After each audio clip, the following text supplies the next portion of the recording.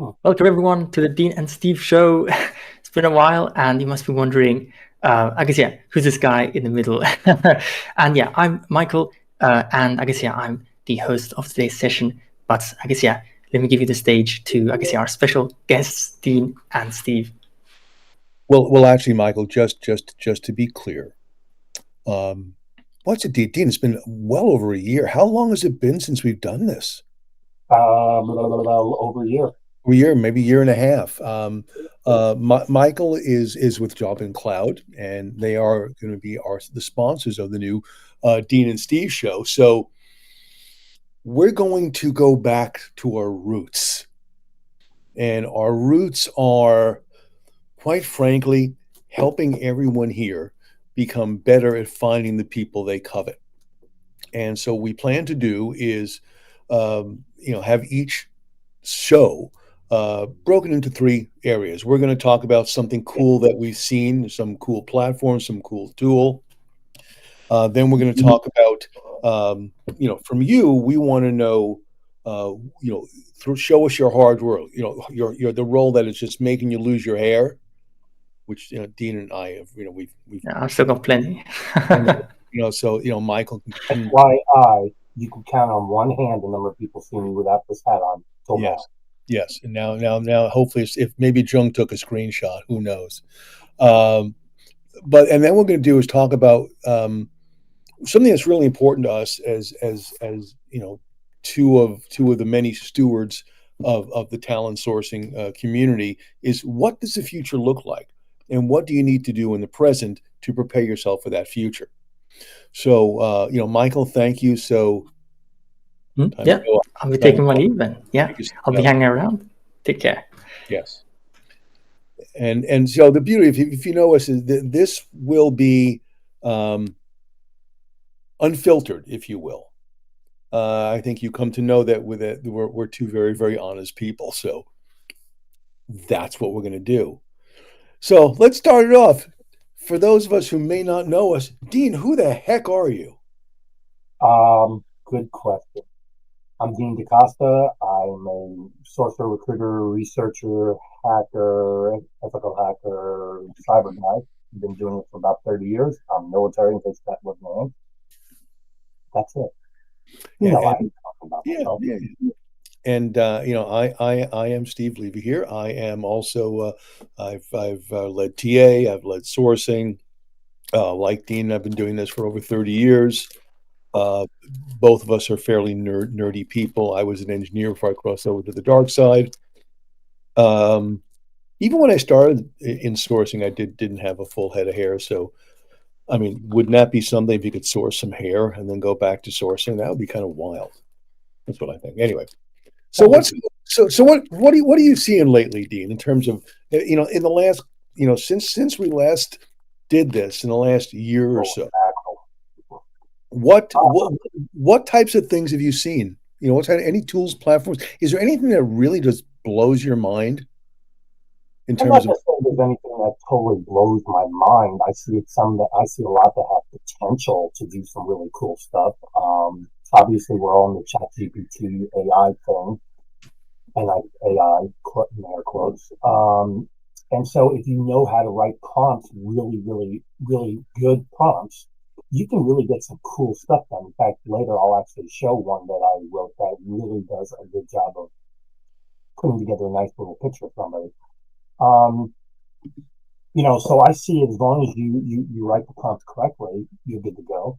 Jobin.cloud actually, I think, has some potential to do great stuff. It's interesting. I've seen so many tools kind of like it, but I've never seen a tool that you look at a profile in it, and before it actually fully opens, it's going out and updating the profile for you live, going everywhere on the web to bring you the most up-to-date info. That's pretty darn cool. Usually it's static, it's in the database, and that's it. But now it's updating. That's cool.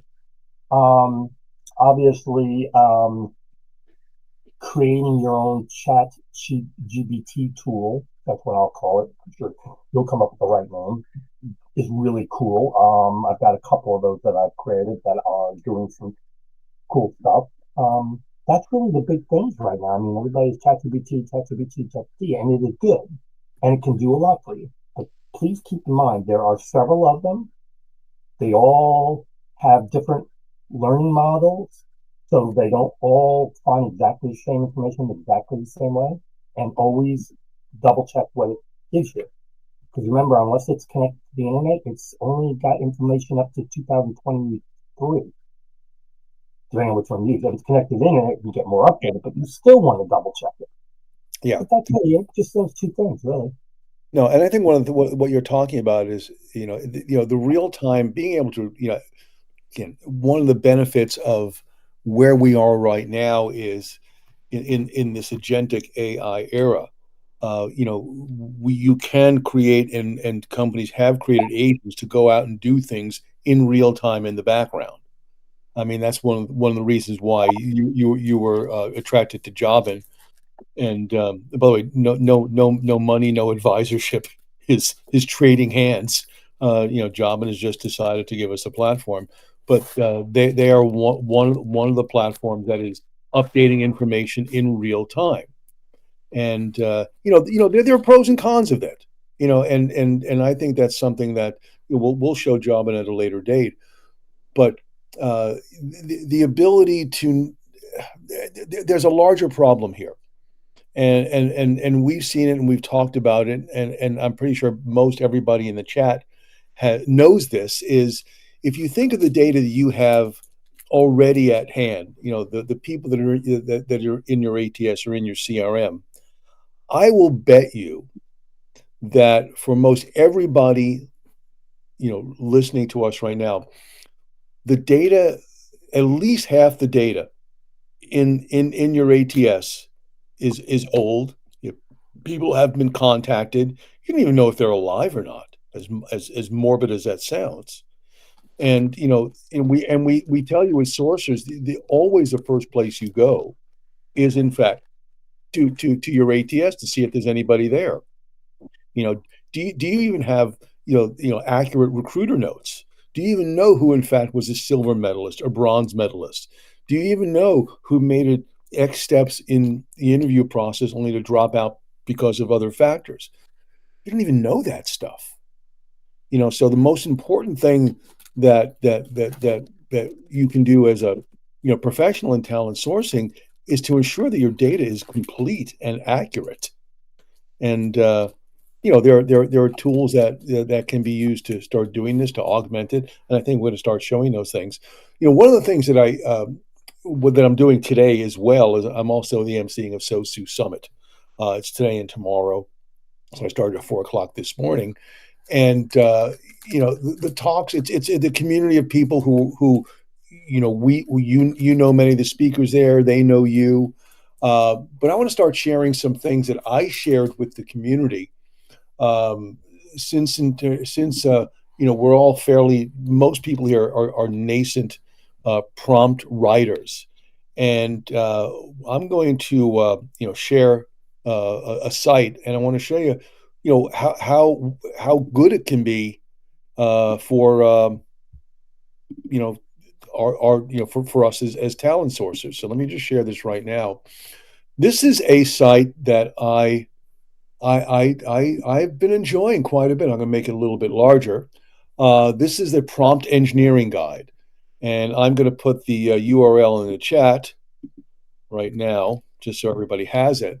But this is a really really good guide to anything and everything prompt engineering.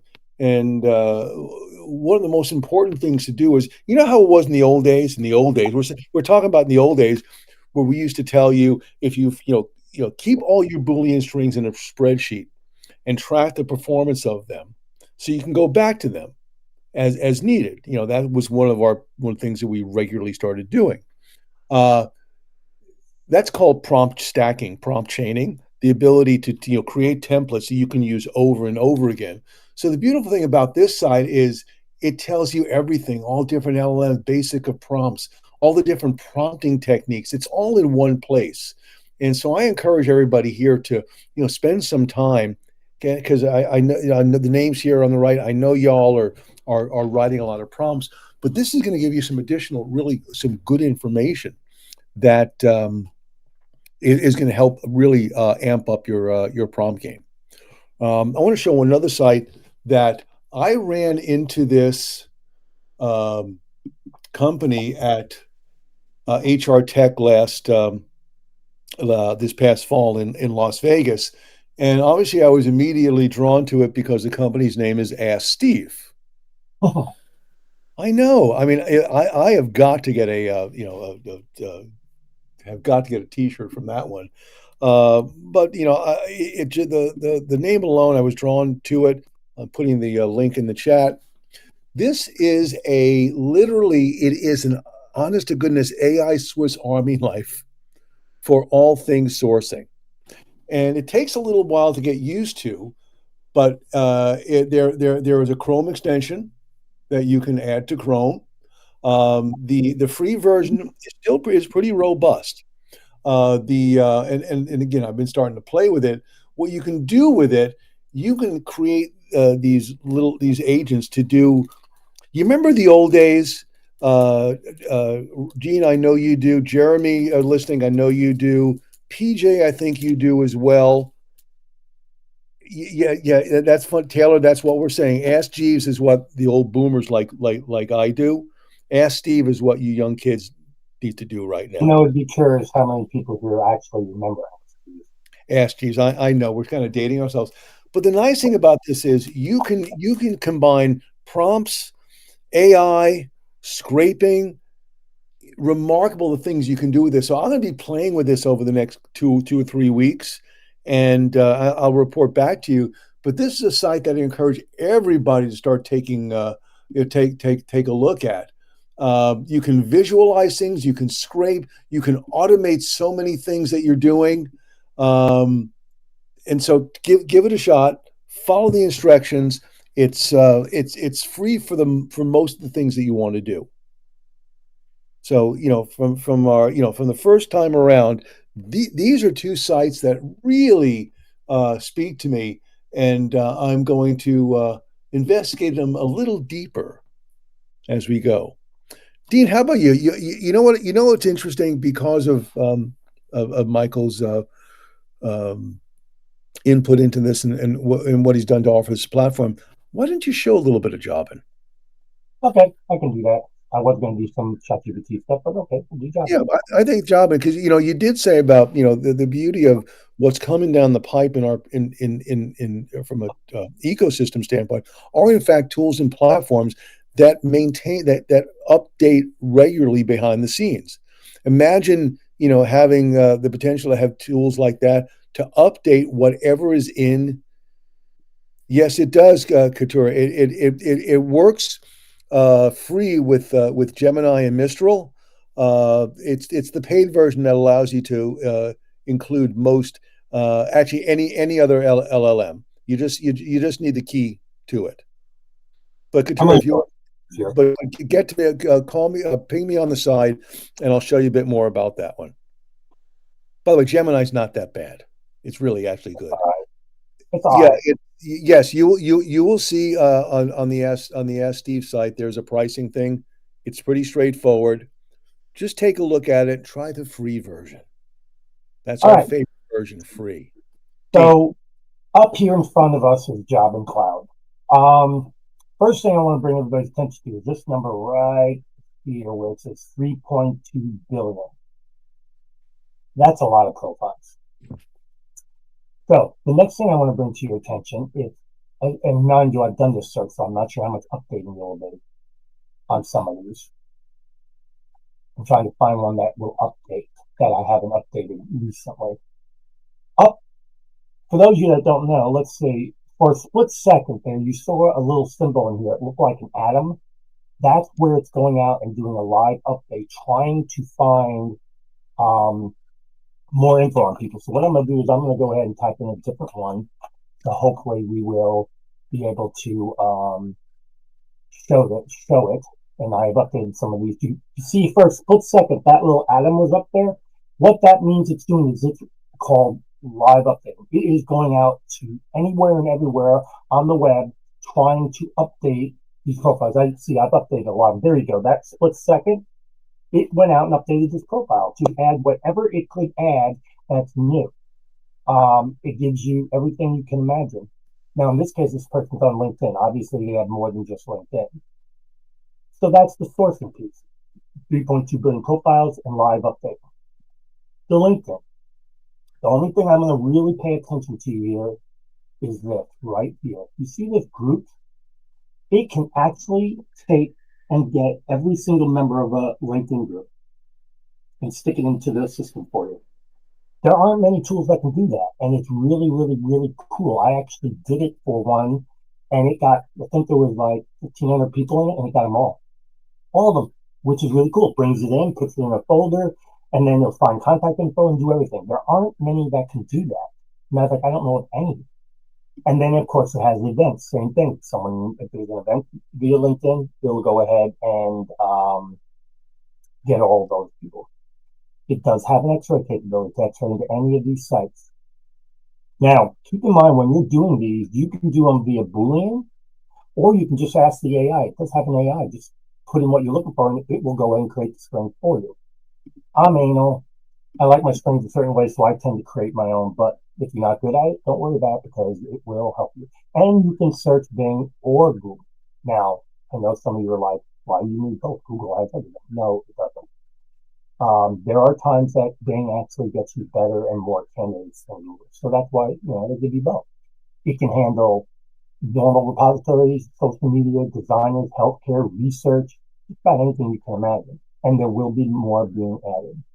It does have a Chrome extension, and soon that Chrome extension will also have scraping capabilities. Site search. This basically is exactly what it sounds like. You're going to go ahead and do your search here, and it will open up LinkedIn or Facebook or whatever, and with your search results. Now, why is this important? Number one, LinkedIn search, trying to search in LinkedIn and get what you really want is really hard because their AI isn't very good, and they really make it hard for you to find what you're really looking for. If you do it through here and then push the button for it to open LinkedIn, you usually get better results. Facebook has gotten a little harder to search than it used to be. So all these different places. Contact Hey, by the lists. way, Dean, you remember I ran into Shane McCusker. You, Mhm. rem- you remember Shane's Facebook scraping tool? Yes. Oh, those were some days. Does Yeah, too any bad they don't work anymore. I know. Does anybody here in the on the chat remember Shane McCuster's Facebook scraping tool? Oh, those were the days. Like Yep. Facebook wasn't very happy. Nope. This is where you can update your content, bring in all your contacts if you want. And this is your CSV importer. Basically, you got a big group of people, import it.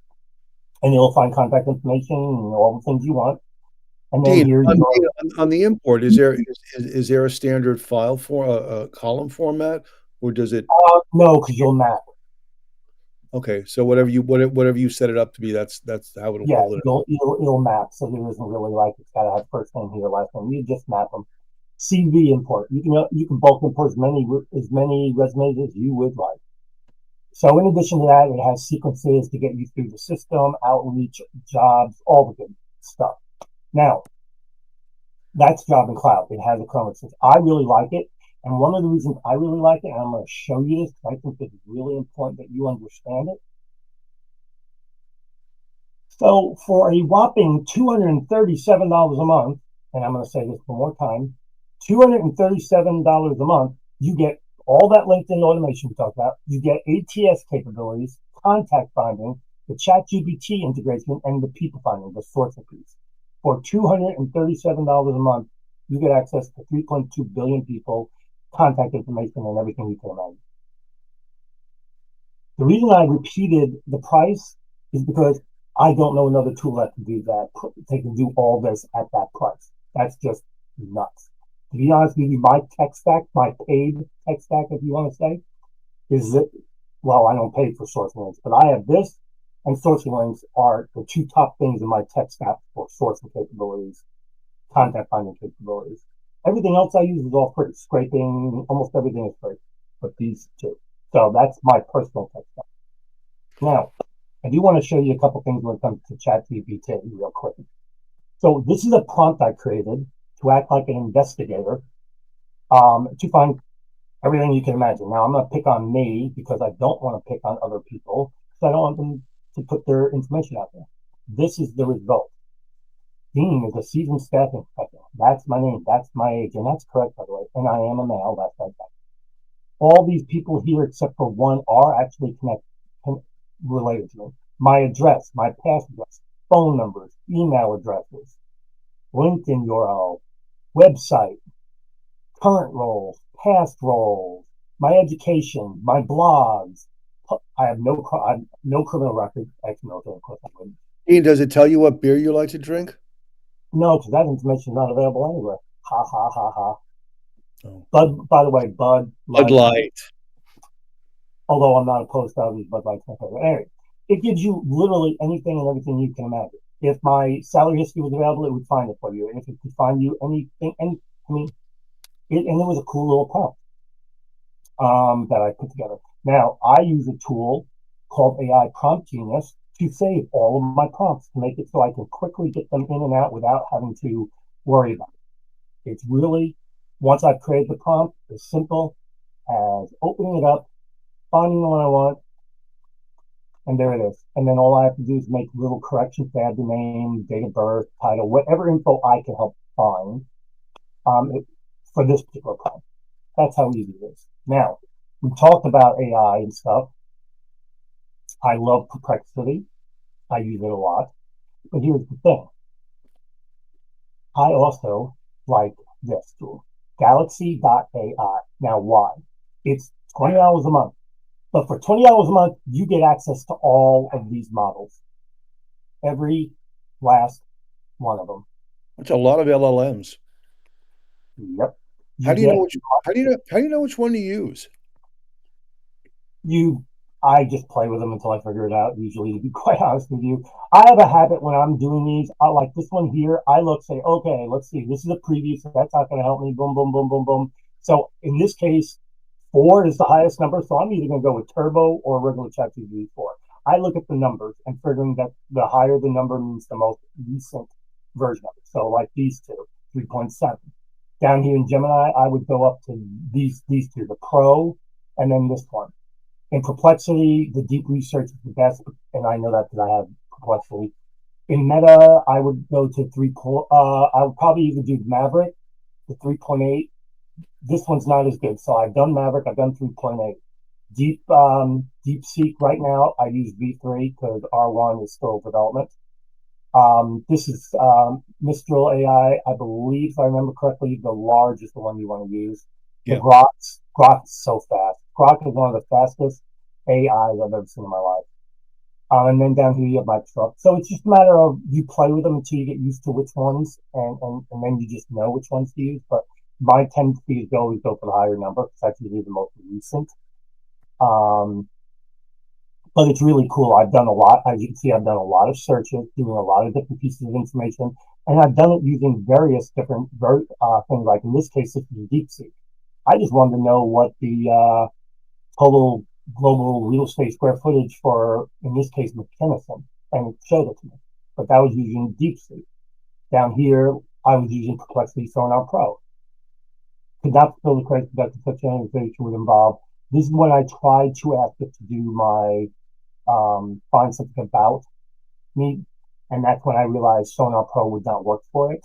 One of the other versions would, but not that particular one. And then this one is, again, this is regular ChatGPT cannot do that kind of search. So what I learned from it is that normal Perplexity, the most recent version, is the only one that really will do this kind of an in-depth search on somebody. So let's see. So that's it. I'm going to stop sharing that. So there we go. Yeah, and so you need to tell us what it is you're looking for. If you're looking for prompts, ways to do this, to do that. I mean, each of us have our own little. We're just curious people. We wonder. One of the things that I've done over the last year, I wonder, can I use generative AI to address some of the real. Well, hang on a minute. There's a question too over here from Evan. Which one was it? You said that Dean had on screen for 5 milliseconds. It wasn't 5 milliseconds. But anyway, which one was that you were looking for? Was it? You know, when you started showing prior to Galaxy AI, you were looking for certain things, and there were some prompts that you put up there. If you guys would like the prompts that I have put together for a whole bunch of other things, email me and I will send you all the prompts I've created. I can download them as a CSV and send them to you. In fact, we can do that too. You know, both we both have prompts we use for various things, and we're more than happy to put them into a we'll, we'll, the OCP search one. Evan, email me and I will send you that prompt. You should be able to find my email. If you can't find my email, okay, easy, Tiger. But let's do this. Let's do with Michael. Let's create a share doc for people who register for this to be able to have access to these prompts. Mm-hmm. That's a good way to serve, because I have prompts that I use to identify what the total addressable market is for certain things, to build assessment rubrics for interviews, to profile hiring managers, companies, essentially create a like a pre-intake manifest that you can give to hiring managers, and this is all about essentially, I call it, it's called prompt stacking. It's prompts that are used to uh, uh, address a certain workflow, all aspects of a workflow. So, that's just something that we're all going to have to start getting used to. And we're kind of jumping ahead, but one of my concerns about our profession, and some of you may remember me doing this, I guess, a little over a year ago. I put up on LinkedIn a post that they were none too happy about. It said that LinkedIn is the OxyContin of recruiting. It's it's a drug. It's addictive, and once you're addicted to it, there's nothing else matters. You just want more of it. One of the challenges of going into this agentic era is that there's the belief that the agents are going to do all this work for you, and they're going to do a lot of work for you, but it's still incumbent upon you to learn what it is they're doing. The benefit of there are some platforms out there that are implementing really good agentic technology, and they're actually showing the quote the thinking stream, so you can follow along and see how it's coming to its conclusion. Do not pass up the opportunity to learn from this stuff. Anytime you can go into deep research mode on some of these LLMs and follow the logic. Don't just focus on the end result. Go back and read the logic. You read the algorithm, review the algorithm, how of what it took to get to that level. You're going to be that much better for it. The more you understand how the machine really works, it becomes less mystical. And the more educated you are about all these techniques, the greater the likelihood your little spidey sense will tingle. You'll wonder about, can I do this? If I do, and you'll do that. That's the best thing that we can impress upon you, is to just try, just play.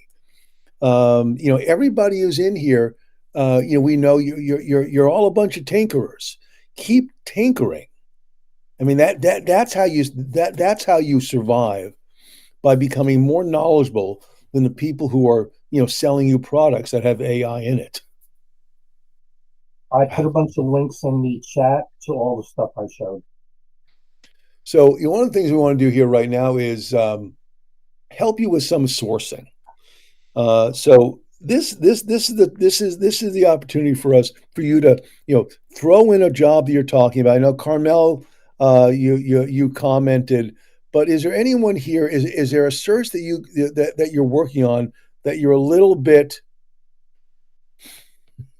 You know what, Carrie? We help you all the time. Taylor, you have one. Tell us about it.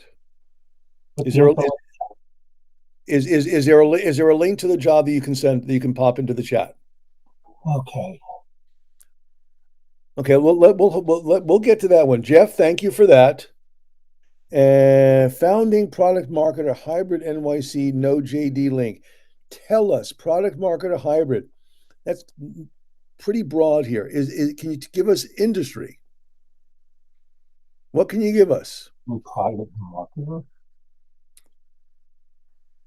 Okay, let's do this one. Okay, he's typing it right now. So I'm gonna Jeff also a biometric digital ID platform technical product manager in the West Coast with an engineering background. I'm gonna look at that link right now. I'm waiting for Taylor to type it in. See if Taylor, if you use voice transcription, and there's some really good AI infused transcribers these days, you can just talk this stuff into it. Okay, how's this one, Taylor? We'll get back to you. Let's go look at let's go look at Jeff.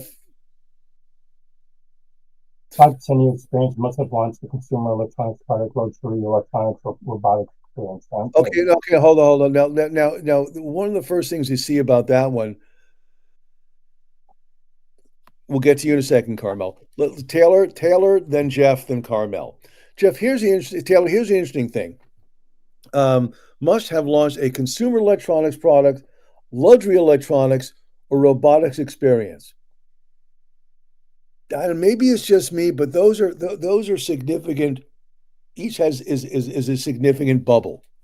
So, which one do you really want? Do you want consumer electronics? Do you want luxury electronics? Or do you want robotics? It's the beauty of helping think luxury electronics or consumer. Okay, when you say luxury electronics, what kind of price point are we talking about?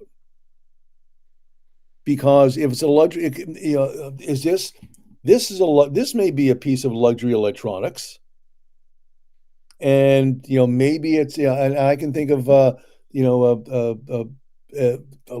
car could be a piece of a luxury electronics these days.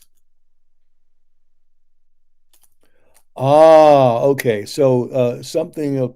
Let's look at Peloton, for example. Since you mentioned Peloton, and I suspect, Taylor, that somebody in the company mentioned Peloton.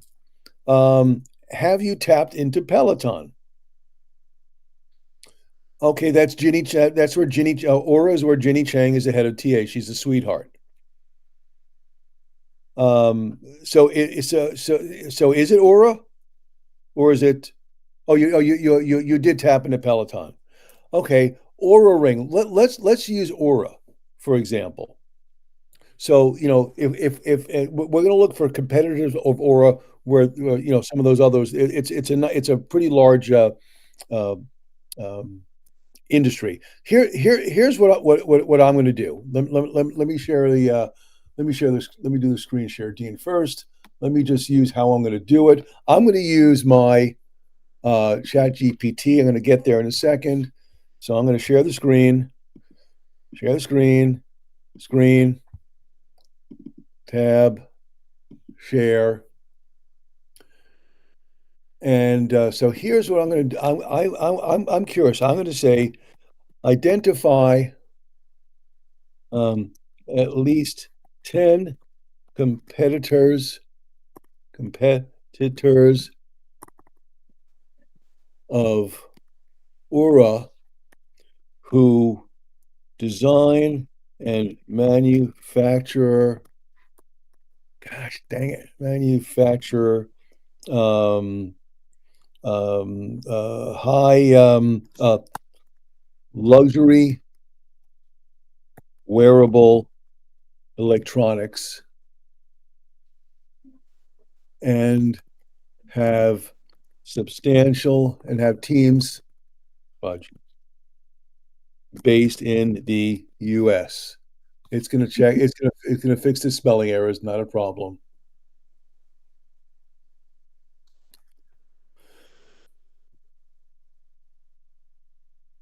Well, not much of a surprise here. Taylor. And this is honest to goodness what I do nowadays. Rather than rack my brain, I could say simply, more. Simple as that, more. And then I'm going to do. So I want to get a sense of what the landscape is. Then what I'm going to do is, um, especially if in the product marketing thing, I am going to look at. Yeah, so it's getting some good stuff here. It's so I'm saying if I am the I am the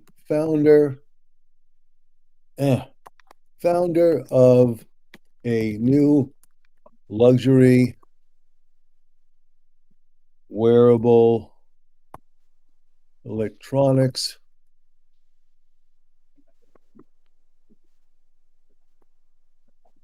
company. Oh, it's just brutal today typing. And I'm interested in US based conferences for this industry uh, industry. Sorry. Uh, Generate a list of conferences from 2023 through 2025. That's what I'm going to do. And you know what I'm going to do? We know what we're going to do with these. Carrie, once you have conferences, what are you going to do with these conferences?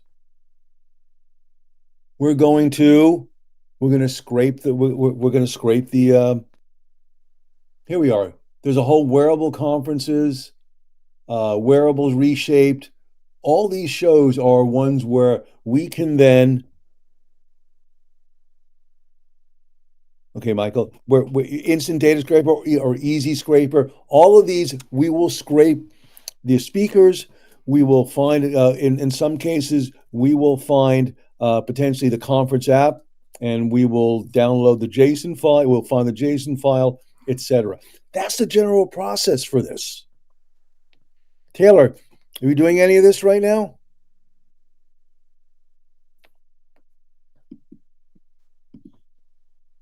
Taylor? I mean, Dean, how would you, what would you do differently? I think for me, what I probably would have done is gotten over to companies like you did, ask it to create a Boolean or string of those companies, and then add in the titles that we're looking for, and then go. Because the one thing I've learned about the searches, well, first of all, you're limited to 32 words, so that's going to hurt you. The other thing I've learned is no matter how good a string you put together, you're still going to have to open up and read. So if you want to go ahead and put everything under the sun in there, great, but you're only going to get to read two or three things. And the odds are it's not going to be who you want.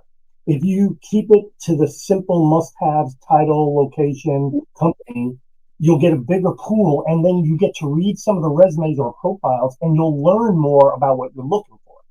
And as you do that and you learn, then you know what really you should be using to narrow down your search. I like to start broad and narrow it down because research always comes first, obviously. But if you're smart about it, you can do your research while you're sourcing. So you get the minimum research done, companies, titles, etc. Yeah.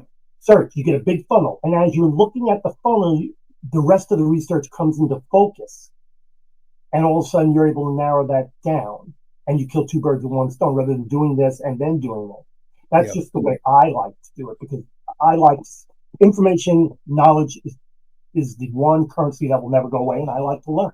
So I can learn more with a big funnel than I can with a small funnel. Yeah, and there are pros and cons to that. One of the reasons why I like going at this approach, another thing that I've been doing a lot the last year is, I'll identify maybe 25, 30, for example, LinkedIn profiles. I'll put the links into a spreadsheet, and I have prompts to analyze them for common threads, common elements.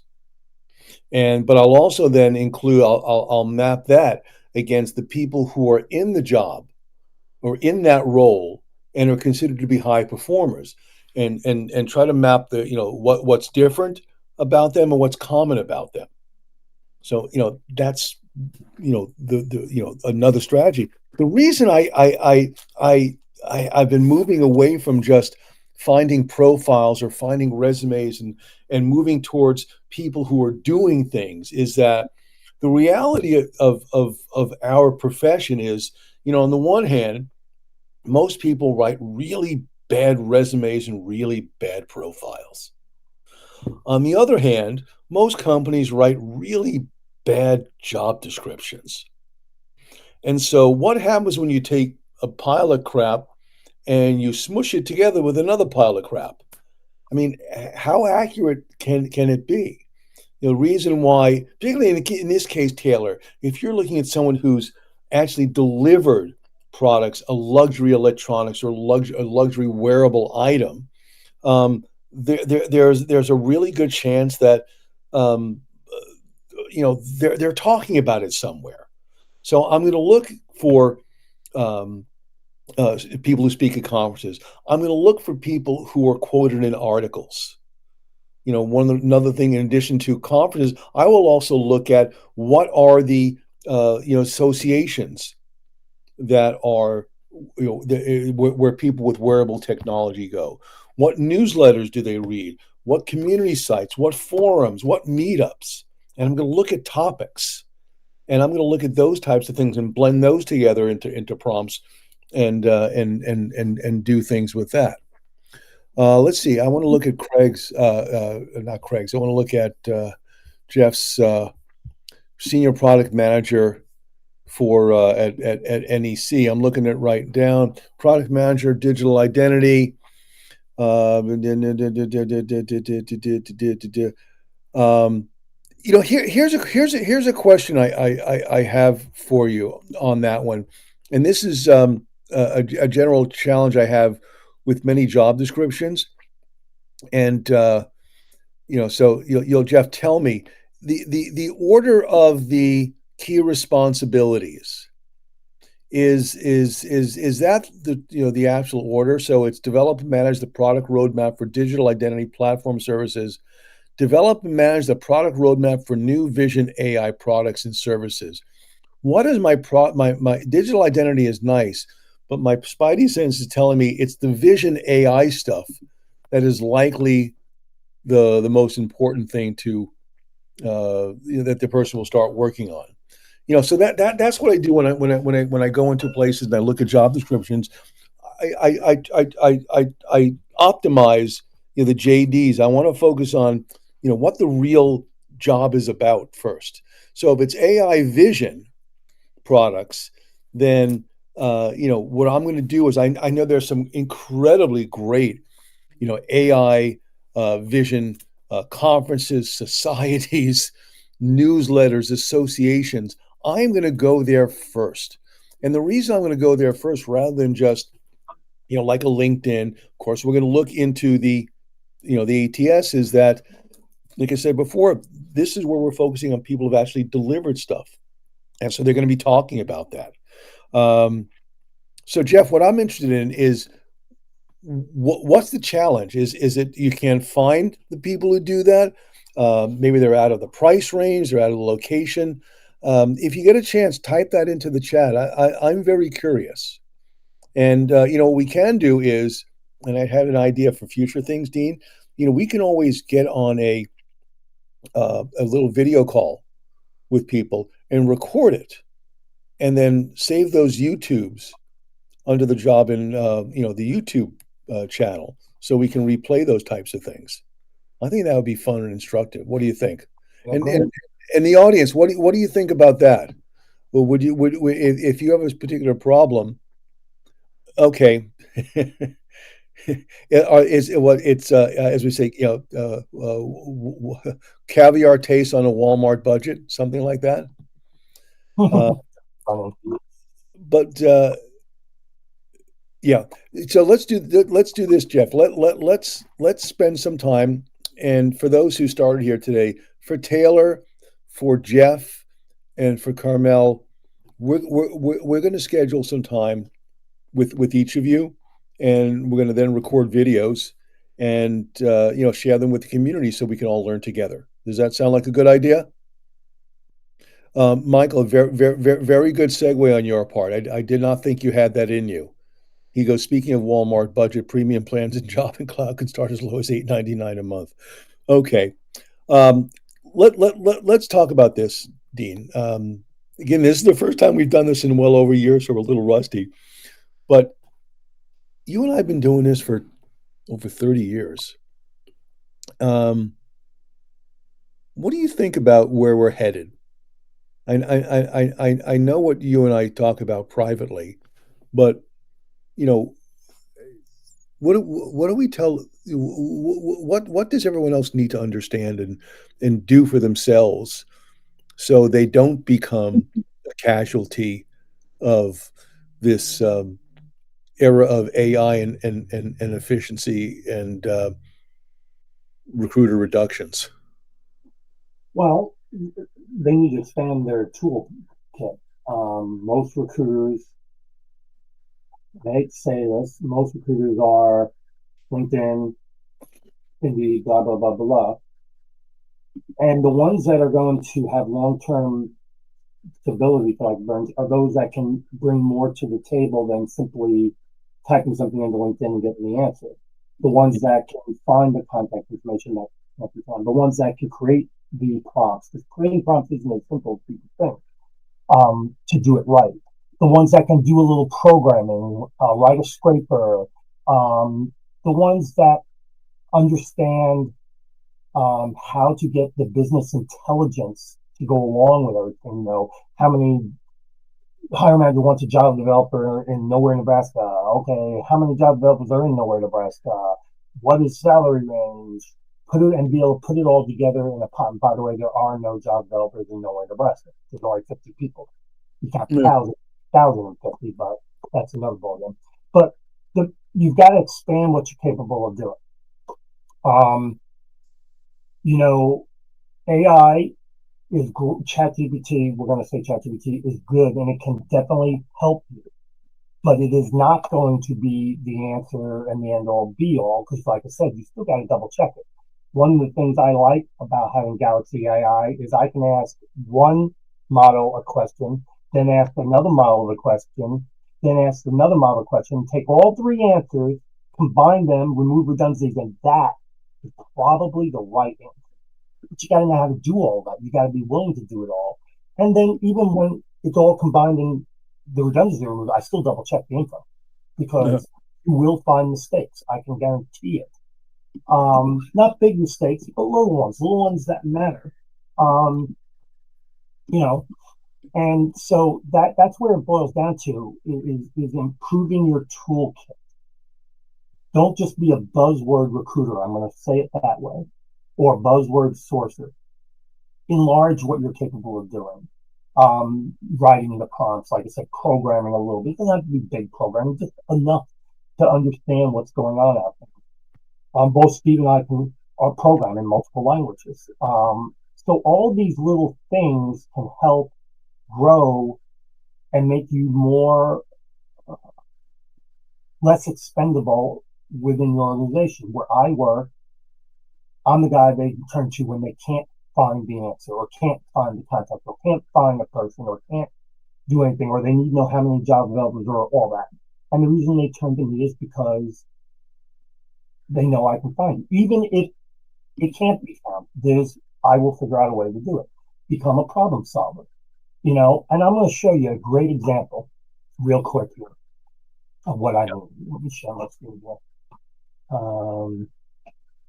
Get out of that. Oh, there we go. That's perfect. We're going to start there. Okay. I'm going to show you a great example of what I mean. I'm going to go right here. And I'm going to put in Expedia for now. I'm looking for org charts. I've already got it created, ready to rock. So but I want this one. Here's an example of what I mean. I got from BizConnect, the Expedia org chart, but as you can see, it is all grayed out. So I could just say, okay, I can't get it, why and everything, or I could do research. And what I did find out was there's a Chrome extension that unblurs it for me. So now I can see the entire org chart. So the next question is, how do I get it out? Well, originally I created a prompt to get all the information out because I realized that if I looked at the view source page at roughly, I believe it's 300 and whatever, line 300 and something, like I said, I already got it already written here, 386, all that information, all these people, everything is right there. So I created a way to pull it out. Then I realized, guess what? I don't need to. There's actually a scraping OCR reader that will grab it all for me. Yep. Just by doing research, just by trying different things, just by saying, I can do it. Most people would have stopped with the blur and just say, okay, I can't do it. No, investigate. The people that are going to last, the people that are going to stay there, and the people that are going to be the ones that don't understand the word no or I can't. Instead, understand there's always a way. There's always a way. You just got to find it. And if that means programming, then learn to program. If that means learning how to do different tools, then do it. Whatever it takes to be able to get the job done. And another example, I was just asked to find contact information for somebody. I'm not going to mention names. Great, first name, middle name, got it. You're not allowed to mention it, Dean. Yes, I'm not allowed to, so that's why we're just going to stick with this. That's great, except for one thing. His father had the same first, middle, and last name, and his grandfather had the same first, middle, and last name, and they all went to the same college, and they all were in a particular organization. And the person I needed to find has zero social footprint on purpose. But there's one thing. Everybody has to have a car. And I found when he bought a car, I found out the VIN number of the car, and along with that comes a phone number. And voila, that's all I need. Yeah, let me show one thing. I also want to address Jeff, and then we're kind of getting towards the very end. So, Jeff, I'm going to show you the site. There's certain fields. And when you start getting into technology, I think technology and healthcare are actually very easy to find people. There are other things you can do if you're not tapping into if you have a role that it requires licensing in a particular state, you can literally scrape everybody who has a license in that particular title in that particular state. Tech.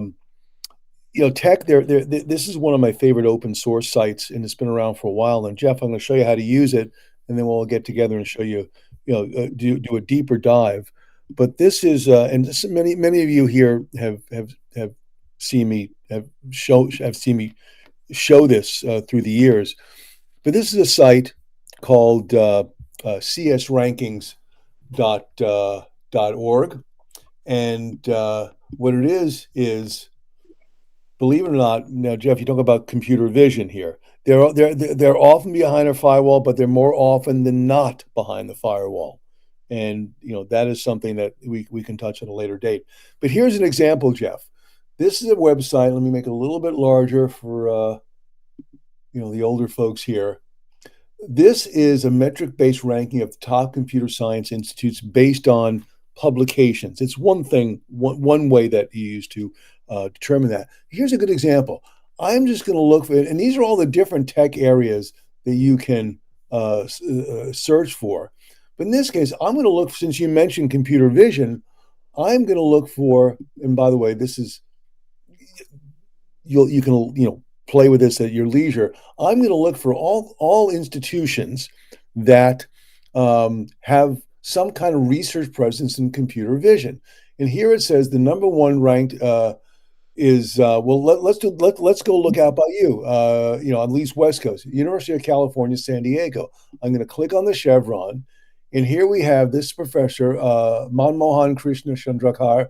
I'm going to click, and this is how this works. This is how academia works.